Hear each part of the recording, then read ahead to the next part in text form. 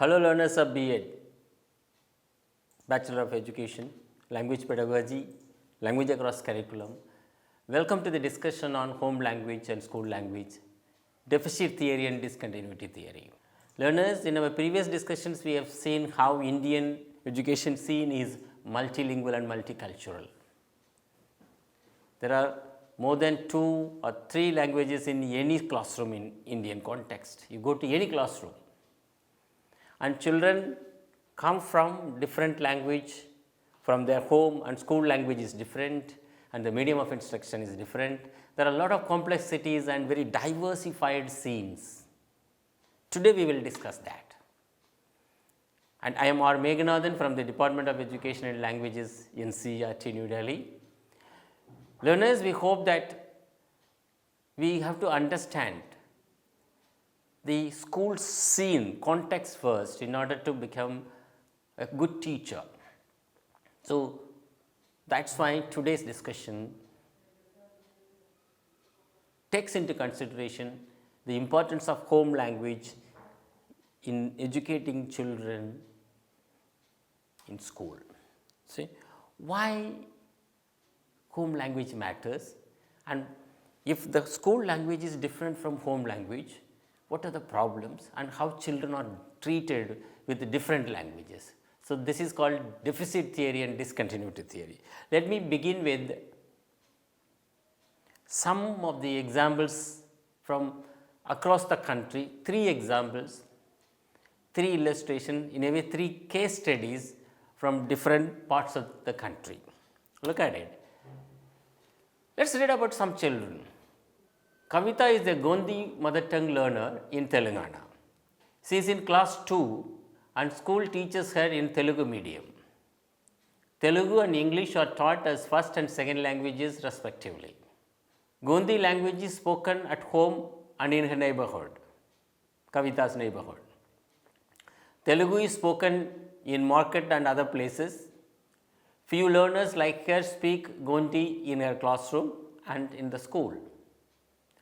Textbook is the only place where she can find Telugu at home. Her teachers tell her parents that she is not learning Telugu and English. They should speak to her in Telugu at home, not in their mother tongue. This is number 1 case. Look at the second case. Irfan is Urdu mother tongue learner in the western Uttar Pradesh. He is in class 4 and the school teaches him in the medium of Hindi. Hindi and English are taught as first and second languages respectively. Hindi is his first language in the school and second language is English, but actually his mother tongue is Urdu. Urdu is spoken at home and in his neighborhood. He is able to speak Hindi well like Urdu, because there is not much difference in the spoken and Hindi and Urdu. He finds it slightly difficult in writing in Devanagari script. His teachers want him to practice more in writing Hindi so that he would not fail in Hindi examination. They called his parents and said that. One more child. Amit Kumar studies in an English medium school in Delhi and his parents work in a factory. They do not know English very well. They may be able to read a bit. Amit's teachers tell him that he should improve his spoken English. His parents do not know what to do and plan to send him to a private coaching place to learn English. These 3 cases, prospective teachers, what do these children lack, or do they lack anything at all? Is it the fault of those children not being the mother tongue speaker of the dominant language of the region, which happens to be the language of the school? Or did they decide a particular language as their home language or school language or mother tongue? We do not have choices in many of the things. We can't choose your parents, you can't choose your mother tongue, you can't choose the place where you were to be born. So, they were born into your mother tongue, to a particular set of parents that they did not have in their hands. Do they really lack anything do they really lack anything behind their peers whose language happen to be the dominant language or the language of the school?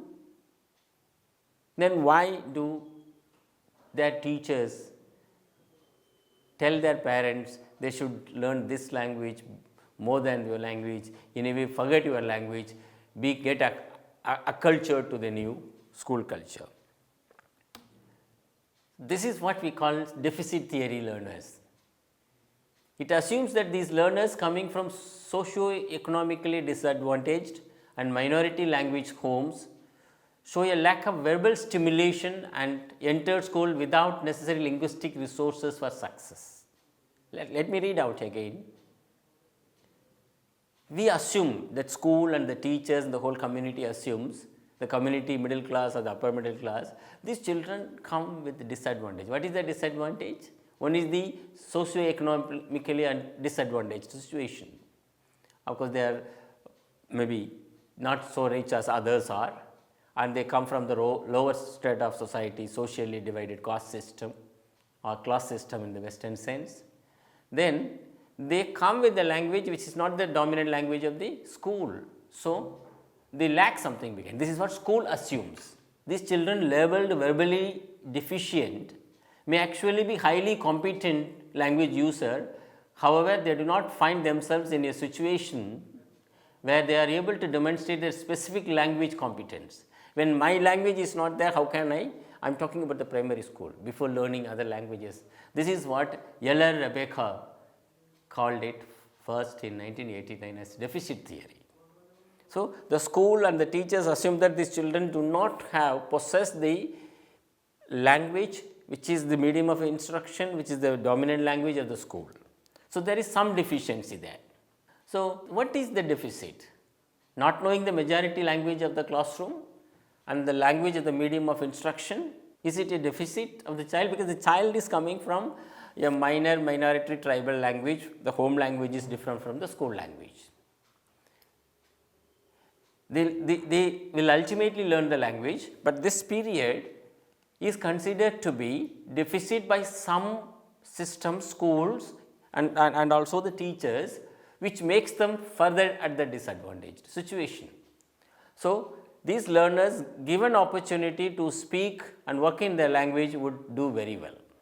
Suppose if their language is in school, they would be able to do much better. Where is the deficiency at all? If all learners learn in their mother tongue, and then move and add more languages, wouldn't they do well in their studies? Definitely. So, this deficit has to be bridged, the assumed or the real deficit. How to do that? So, this is, let us wait for some time, we will further delve into deficit theory. Then there is also discontinuity theory. What is the discontinuity? My language of the school, of the home, my language of the home is not continued in school. So, there is discontinuity, as a result of which I am considered as a child with some deficit like disability. Is that true? There is a difference between the way child is socialized at home, the way the school functions. At home they may be speaking in their dialect, their language and their food habits, their dresses, their way of behaving, which is socially accepted norm. They are not anything unlawful or, but school finds it difficult, oh, they are different people. Some learners do not know well the language of the school. So, my home language, the learner's home language is not considered an instrument at all, and in fact, when they come to school in classes 1 and 2 or pre-KG, they know only their mother tongue, the home language that is different from the language of the school. So, in which language they will be able to converse, talk to their peers and the teachers, then there is some discontinuity. This affects learners' self-esteem, confidence and also the language learning, more so learning of mathematics, environmental studies and other subjects. These learners feel a bit distanced in school as their language, cultural practices are not seen as something or seen as something alien. So, this is very dangerous in a way. So, their culture, language is seen as alien, and the school, teachers and other learners may see them as someone different from themselves. So, this makes them feel in a way inferior or low self-esteem. So, the discontinuity continues. When some children enter school, the differences in their functional use of language among culturally and linguistically diverse children have been found. When some children, there are about 40 children, maybe 10 children, 5 children in the school, they may belong to a particular minority community, linguistically or tribal community. When they find, oh, their language use is different, so they feel alienated. This results in discontinuity they experience. When all other children are in so-called mainstream, these children are away. So, they are in a way discriminated unknowingly, because the children come to school socialized to language in culture specific ways. So, particular ways they are socialized in their languages, and communication styles used by many children from culturally, linguistically diverse population is incongruent with that of teacher style of interaction, and most of the influences are from the teachers. We know that we are all going to be teachers and we are teachers. So, when we look at the particular child with a difference, there is some problem with that. So, how this discontinuity is continued in school, even teachers become one of the reasons for that. So, how one is the deficit, language deficit is considered to be deficit, even the same language speaker with from some different dialect, which is not considered to be as equal as that of the elite or the upper caste, upper class dialect from in the same language, may be considered somewhat alien. So, how to overcome this? So, one is deficit, another is discontinuity. This is described as discontinuity between home and school language socialization patterns. It negatively impacts on the academic achievement of children. These children feel alienated and may have low self. Some of them drop out of the school or pushed out of the school. We need to now use the term children are not dropping out on their own, because no parent today wants their children out of school, at least up to class 8th and class 10. We know that education for all efforts all over the world and kind of social political awareness has created a feeling among children and parents, particularly that my child should be in school. So, children are not dropping out learners, they are pushed out of the school. And for those who continue to carry, so children who do not drop out and continue, they carry the cumulative disadvantage of the deficit and discontinuity. This is what Amartya Sen calls from economic development. So, people with some sort of deficiency means disadvantage of welfare, wealth, it is being carried generation after generation.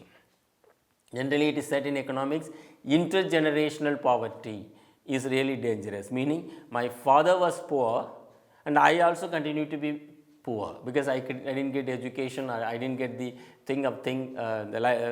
right things at the right point of time. This is going to be dangerous for any society, any nation. So, that is what is happening with these children. It becomes accumulated. So, how to overcome this? So, added to this is the cultural discontinuity. What is cultural discontinuity? Cultural discontinuity refers to lack of cohesion between two or more cultures. So, I am from a tribal home, I am from a different language home, I am from a different religious home or caste. Then when I come to school, there I find completely a kind of new kind of culture, different kind of language, style of functioning, eating, clothing. Then I find that, oh, my culture from home is not continued in school. So, how can I find comfortable in the classroom? So, how a teacher and the classroom can help the children, not only the disadvantaged children, the children from upper caste and others, to overcome this discontinuity and deficit and work together to learn and perform better, so that they become contributing citizens of this country. The day-to-day practices at home and the perceived practices of school makes them feel the hierarchy in school and in society. There are two things happening. See, I bring my culture, my language to school, when something not so good as felt in school, but the school has altogether a different thing. Then I am being alienated. Then there is a hierarchy. Oh, the society has to be hierarchical, and the classroom is hierarchical, and I have to accept it. No. So how this discontinuity can be discontinued? Food habits, dressing, festivals, language, etc. all are different in one way from the mainstream culture to my culture. Is a school a carrier or perpetuator of those discontinuities, or is the school to transform these children mindset and make, this is India is a diversified country, multicultural, multilinguistic, multi-religious. There are a lot of different, but they are all equal. That's what Indian Constitution assures to every citizen of India. Your practices, your religion, your way of living, your way of dressing is fine as long as it never violates law. So you are born equal citizen, so not to worry about anything. So how school can promote that? So Burton and others defined it as deprivation hypothesis. The socio-linguistic view that some children are linguistically handicapped because they belong to a social group or some groups which have poor linguistic repertoire. Meaning, let's take the minority tribal languages like Gonti, Kavita's language there, and many languages like Tulu, one of the Dravidian languages, and even Sindhi. So these people, in some context, Urdu also in parts of some of the North Indian states, and Northeast children in Delhi or South Indian children in Delhi, they feel handicapped because their linguistic, social groups, the linguistic repertoire, the knowledge they bring, the language they bring, the literature they bring is not equivalent to that of the school offers. That's what they are deprived of practicing that culture and language in school. This will have greater impact on the self-esteem of children. So Bernstein again looks at the deficit theory to be a set of propositions which attempt to account for educational failures by locating its origin solely in the surface features of the child's family and local community. Sometimes say, some children, their parents are illiterate, so they can't do. In that case, why are schools there at all? Schools have to teach all children equally, support those children who need more support, because the home and the parents may not support, will not be able to support at home. So how can an ideal school support that? Let me also look at it, how can we reduce this deficit and discontinuity? We have seen deficit because my language is different and my culture is not discontinued, my language is not continued. So how can we reduce all this? Bring the languages of learners, all mother tongues to school. We have been, since independence, we have been experiencing how difficult it is for school system and states to bring all the mother tongues to school, at least up to primary years or up to elementary, that is up to class 8th. Why is it so? We have Article 350A of the Constitution, which ensures that all children belonging to minority languages have the right to study their language in the school, and district magistrate, district collector has to ensure it, even if there are few children, one child.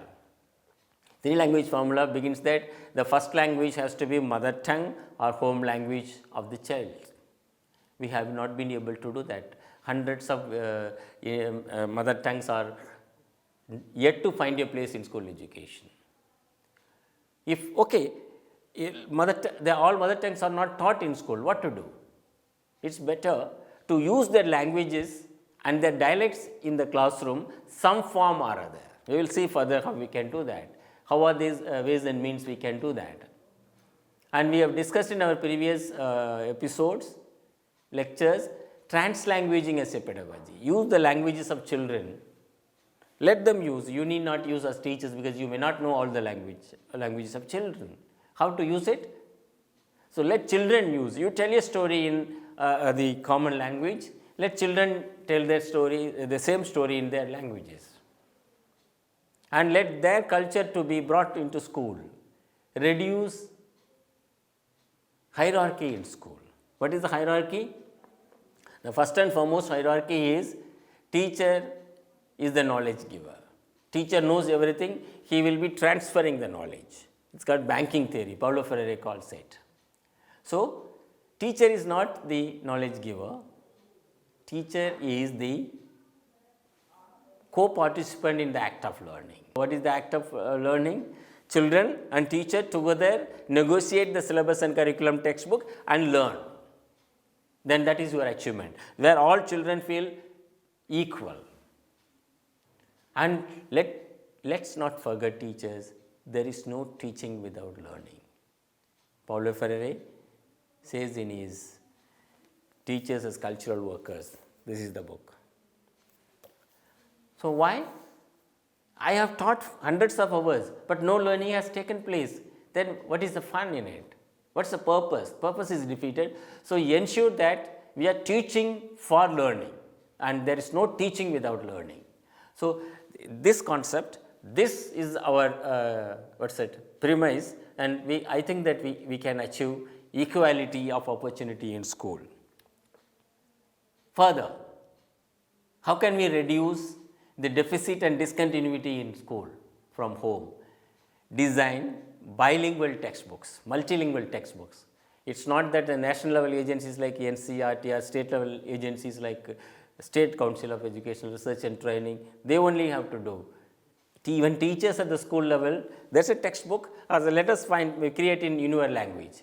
Use the children from higher classes to create for lower classes. Display the scripts of all languages of the learners on the walls and the classroom, so that my language script is there. There are languages without script. Let these children tell the story in their languages. Bring in the cultures and cultural practices and artifacts of learners into school and classroom. Let's have an exhibition. Let's have a history museum, social science museum. Let's have cultural programs in which their dance, their plays and their acts are on. And there may be a food festival in which let them bring their food and cook in the school. Design tasks and activities wherein learners work together, group work, pair work and collaborative learning. Meaning, put those children, generally you can see the many of the classrooms in our research studies also said the children who belong to a particular class or section of society, upper middle class, they sit together. And you can find that socio-economically disadvantaged children are at the back of this classroom. So, can we regroup the classroom into groups and pair work? Let there not be any static room allocated to children, no. So, every day let classroom change, dynamics change, on rotation, group, and in teaching group work, pair work. And this leads to collaborative learning and each one will understand the other. It is learning to know the other. Within the small, and classroom is the small world, small nation, small society. Okay, reducing the deficit further and discontinuity, let all children feel, this is what Paulo Freire says, their language is as rich and beautiful as the educated norm, and therefore they do not have to be ashamed of the way they talk. Generally what we do, even within English language, if someone pronounces, accent is slightly different and the whole class or the teacher tries to correct it, and then no two speaker speak exactly the same way, whether it is Hindi, the mother tongue Hindi speaker, or Tamil speaker, Malayalam speaker, Marathi speaker, Gujarati, Punjabi, what else and what not. And particularly in English, each mother tongue speaker speaks English differently. For example, let me tell you, speakers from Tamil Nadu may pronounce ma as m, and Bengalis and Odia speakers will speak ba as va as ba, something like that. So, this is the influence of mother tongue. What is important is whatever I speak, the listener has to decode and understand very well. This is what we call it intelligibility.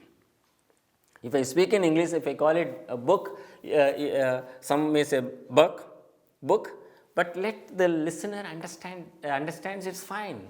And in case needed, children can correct themselves. This is what, let them be made confident that my language is as good as important as any language. Then look at it, most important purpose of schooling is transforming the society into a democratic citizenry. The democratic school should not only be permanently open to its students' contextual reality, in order to understand them better and to exercise its teaching activity better, but it should also be disposed to learn of its relationship with concrete context, meaning a school, an ideal school for an Indian democracy which promotes democratic citizenry should really make them feel, schools should understand the contextual reality. What is the contextual reality? I am a tribal child. I am a child from scheduled caste or scheduled tribe. I am a child from upper caste. I am a child from middle caste. I am from another religion, Christianity or Islam, Jainism. But that is the contextual reality. Accept it and also see that they create a concrete relationship among all these categories, so that authentic humanism, we will come to that later, so that a kind of harmony is imbibed. Let us not forget, it was Kothari Commission in 1964-66, it said, national integration cannot be built by bricks and mortars. It has to be nurtured in the classroom. So, the nurturance of harmonious life, peaceful coexistence can happen as Paulo Freire says. So, we need to really understand that. This is what, let me take from here to authentic humanism. What is authentic humanism? Freire in 1990 said, authentic humanism is not humanitarianism. What is humanitarianism? Some corner of the world, some untoward event happens, earthquake or violence, flood, oh, we express our concern. That is humanitarianism. But what is authentic humanism? Don't sympathize, empathize with them, work with them. So, authentic humanism generously presents itself as a pedagogy of man. It is a pedagogy of man, pedagogy which begins with which begins not with egotic interest of the oppressors, an egoism cloaked in the false generosity of paternalism,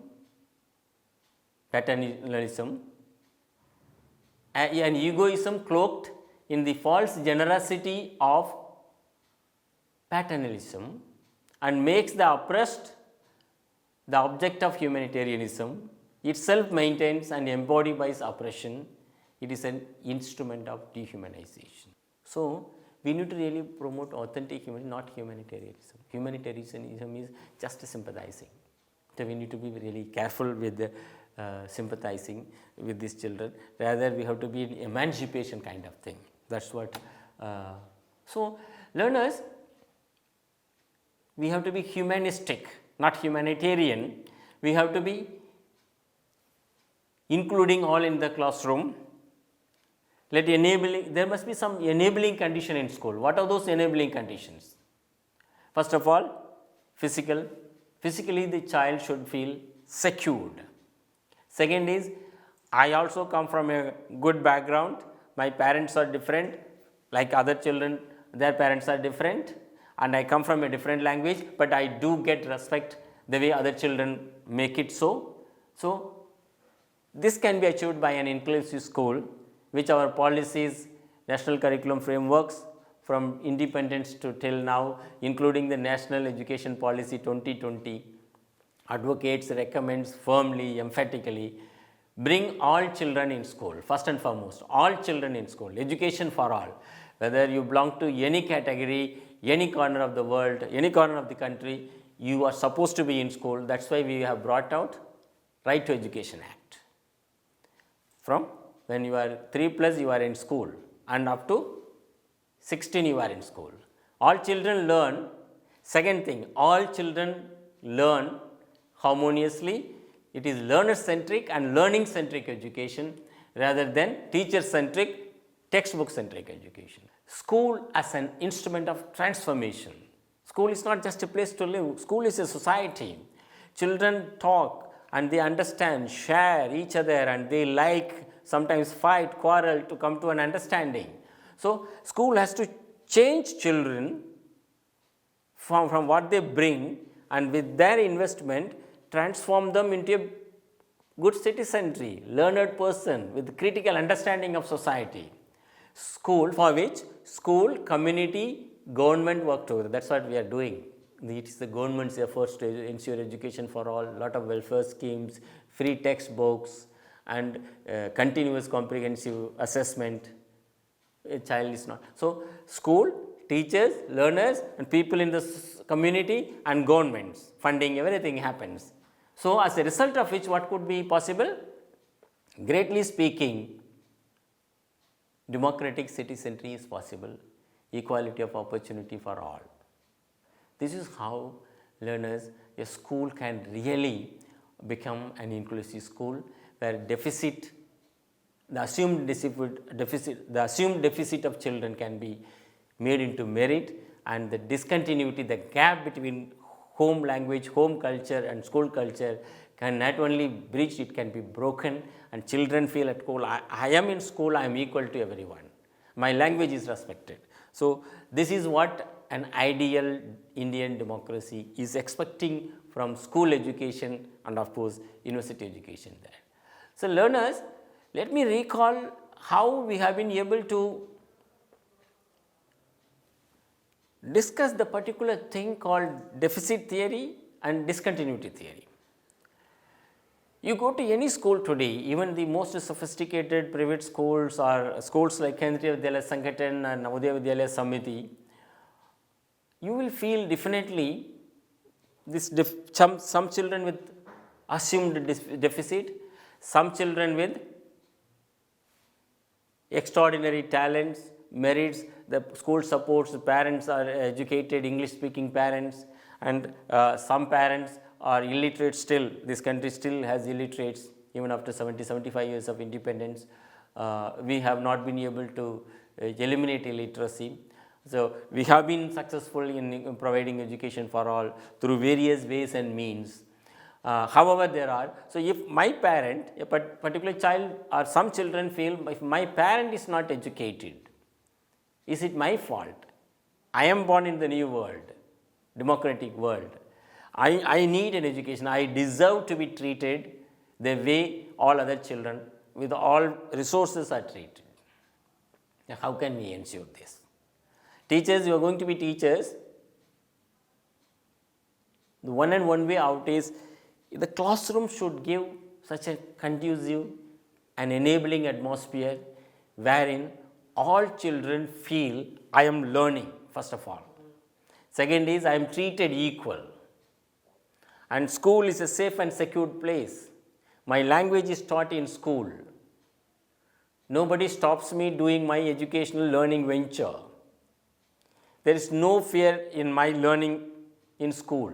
Let me tell you, a society which lets its children to be fearless in school and the university in the right sense will find a better democratic citizenry later.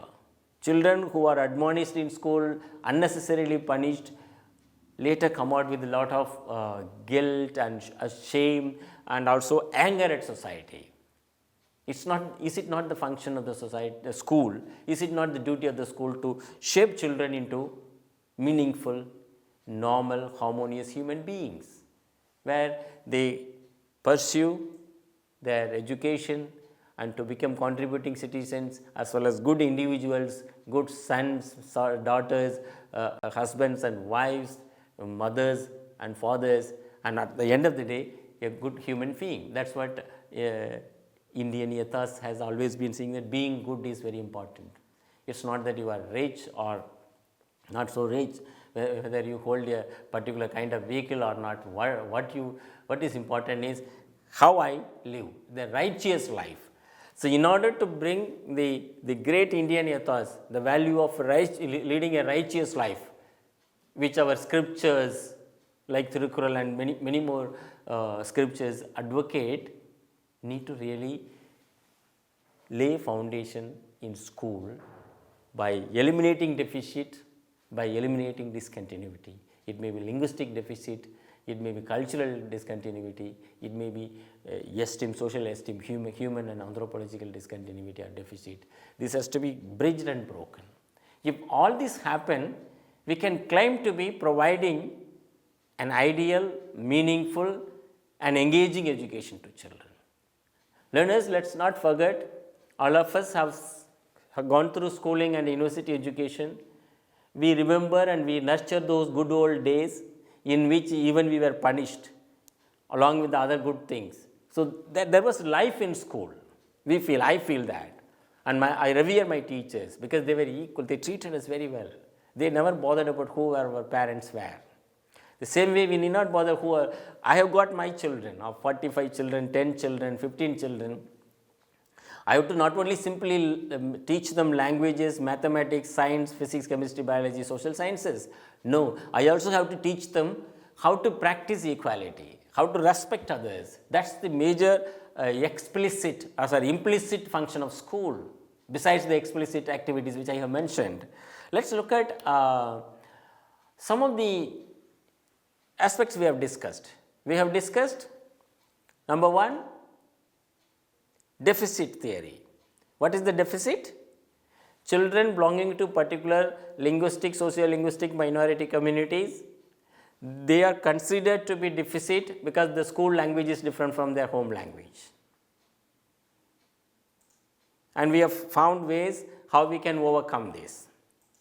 Then in discontinuity, culturally my culture is not continued in school and my language is not continued in school. How can I overcome this? School has to help it. One is we have also seen how school education can bring all the mother tongues of children. There are some activities like creation of bilingual, multilingual textbooks and group work, project work, in which all children from various diverse background come together and work together. Then use the languages of children, have activities in which their cultural practices and food and everything is shared in school. But at the same time, teachers, let me underscore emphatically, don't play that charity role. Charity role means you sympathize with them and keep you are at the disadvantage, I am supporting you. No, this is all patronizing activity, a kind of thing that won't help much. Still these children may feel inferior. So, how to go with them, empathize with them, make them feel comfortable with others. This is a big task. That is what teacher is a change maker. Okay. Now, there are some tasks for you learners. Here are some questions you may think, reflect, ponder over and write in a kind of reflective note. Do schools and teachers treat all children equally in the classroom? If no, why? If yes, how? You may compare with your teachers. What are the major problems of today's schooling in terms of enabling all children learn?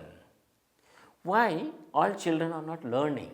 You know that many reports, NCERT's National Achievement Surveys, then ASER report, every January it comes.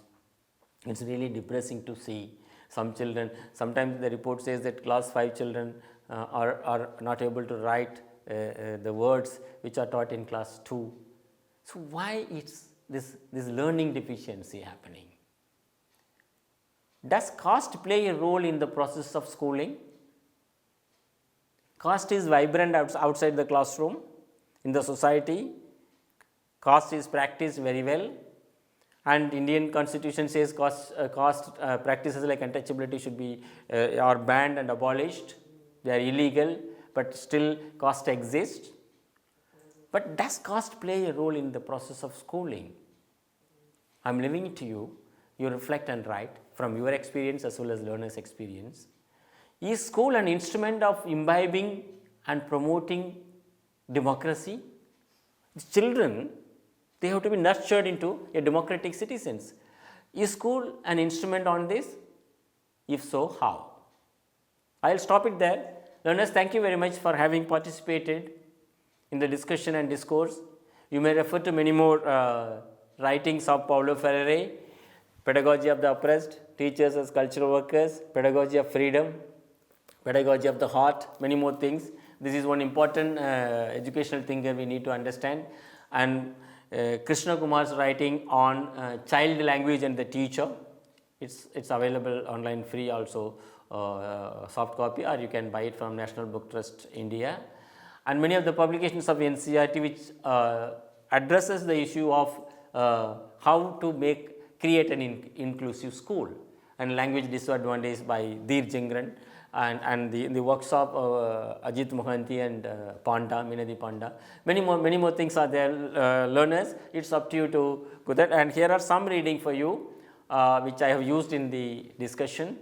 And Amartya Sen's cumulative disadvantage, that is rationality and freedom. So let me stop it there. Thank you very much. We'll meet you in another episode on language pedagogy. Till then, take care.